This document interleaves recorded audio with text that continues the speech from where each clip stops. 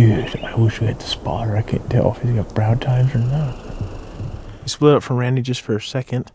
We were kind of lagging back and stumbled across some elk. We threw up the glass, found some elk on the bench up here. So 3 days, basically no elk, and it's nice to see a few. It looks like there's about 15 in 2 different groups up there. There's a spike and a raghorn. I can't tell if the raghorn is legal or not. Can't see if he has brown tines. A little too far. And I'd like to sit here in glass, but we got to go catch up with Randy. And let him know we got some elk right here. So I think that's the plan.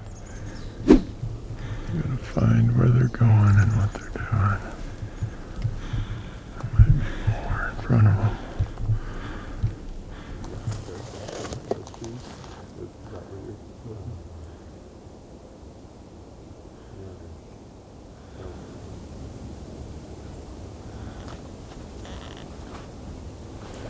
We're driving into the trailhead on this other side. There's 3 groups of elk working their way up the saddle here. We're trying to see if there's any bulls in the group.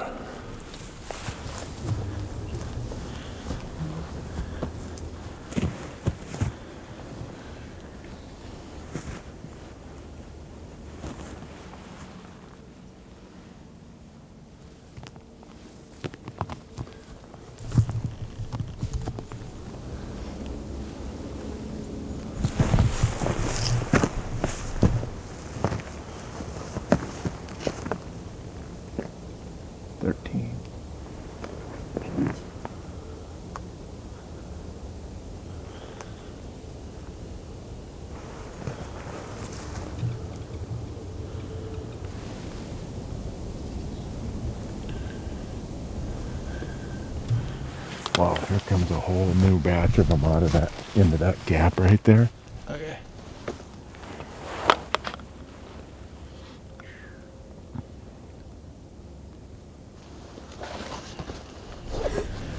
Well, we're driving to the trailhead and come around the corner and decided to glass some of these faces that are far, far away, and there's elk on those faces, so we're just watching what they're doing, hoping we can pick a bull out of them.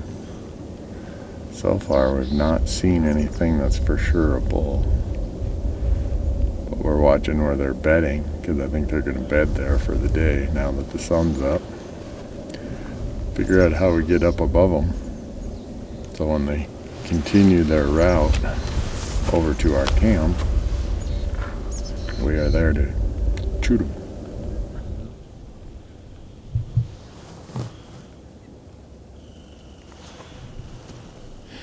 I think most of the elk have bedded, which is normal. The sun's about above the horizon, so what we're going to do, go up to the trailhead, figure out a plan to get above them for the day, and wait till they come out.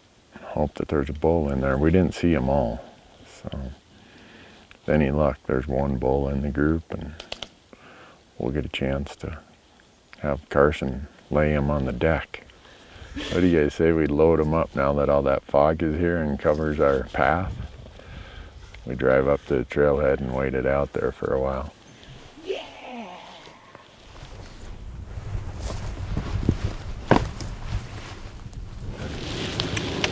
So, I know we might wait for some of this fog stuff to lift and get on that trail. And Yeah, if it lifts and we might see something, and we just make a stock on whatever we see. what's that? If it lifts and we see it now, we just make a stock. Right. Yeah, I just don't want to go in there right now when I can't see anything and the fog is messing things up. Yeah, I think just another hour or two, it'll probably lift entirely, right? Yep. That's my thought. So, you said you'd go to the gas station and get coffee. Yeah, I told the guys that. Yeah, and? No, just kidding. Yeah, we're going actually. Michael needs some booze. I'm like turning into this like bad dude. This guy who cusses all the time and drinks booze. I don't cuss that much. I hardly drink.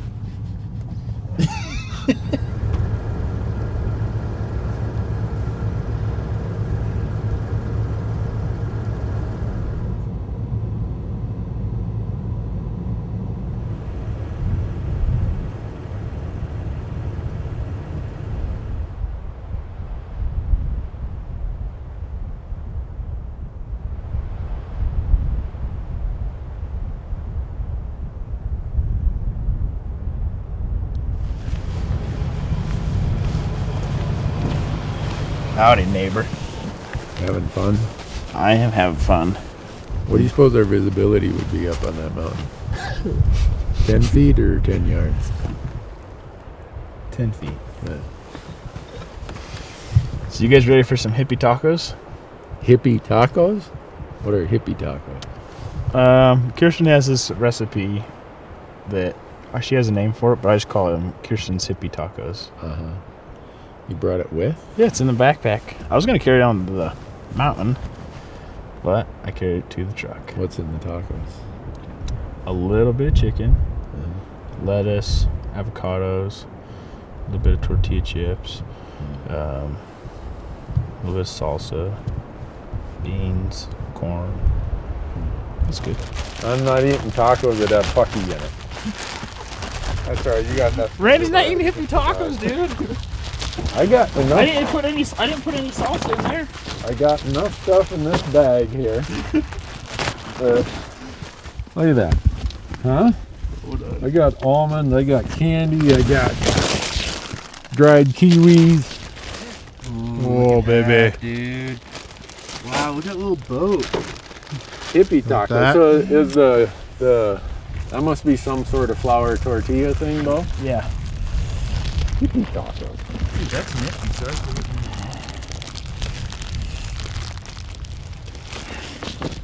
What do you think, Carson? Oh, so good. What? So you mix it all in there. Mix it all in the bag. And then just dump it on. Got yourself some really fast, ready to eat tacos.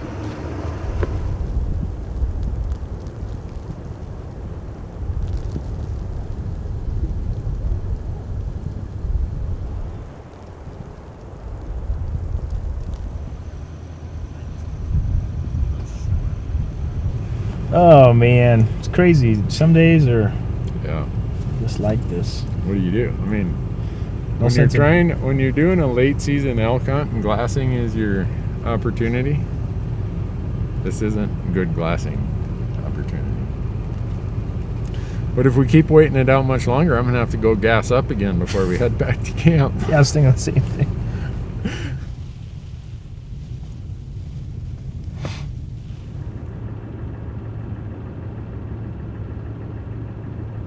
So here's my thought. Since we can't see anything, and we've only got, 40 minutes left. The odds of the elk getting up in this weather, wind and snow and no visibility is, yeah. So we go back to camp. Sounds Have a good. great dinner.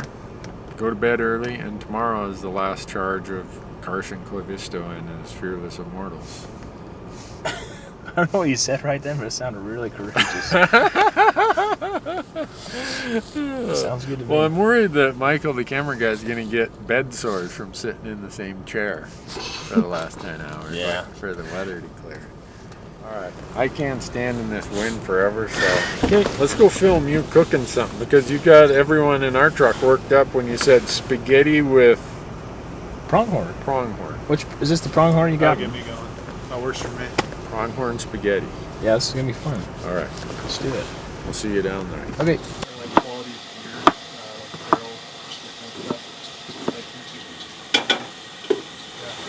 This is gonna be good.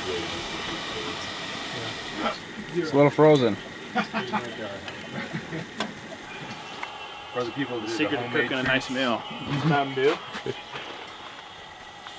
Ooh. We used to call them salmon. That's real. People would have went and stood out in that driving wind. And we had a little That's cool, huh? tabletop Mhm. Yeah. That's sitting on the table. Yeah. This is pronghorn and antelope. Antelope pronghorn. Pronghorn antelope. cooking hamburgers or Randy shot this in Wyoming about the last week of September, I think. That thing's barely even dead. Tenderloins got made into a YouTube video. Cue the clip. Pick it up, Michael. Well, I just provided an epic dialogue here, and Michael wasn't recording. So their one is Christmas bonus, but the spaghetti, the antelope spaghetti, is to die for. And I don't mean that in terms of the antelope. And if the world knew how spoiled you are when Beau Beatty says, I'm going to come and run your camp, it's borderline, it definitely creates a guilt complex and borderline embarrassing to be treated this well in the middle of nowhere. So I would suggest all of you go out to Beau Beatty's YouTube channel, Wilderness Ridge Trail Llamas, learn more about his business, and sign up for one of his summer pack tours, because in hunting season, he's obligated. That all right, Beau? That's all right. All right.